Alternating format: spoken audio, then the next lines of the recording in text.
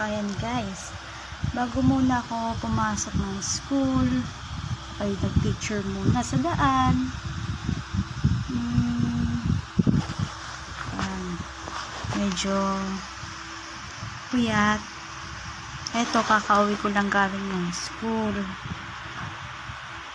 At sa ngayon ako ay nag-aaral sa Golden Mines Colleges. TVL HE. Ayun lang.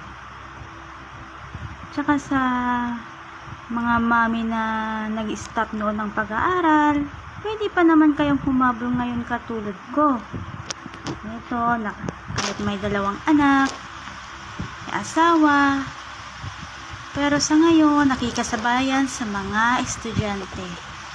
MWF nga pala ang aking schedule. Okay.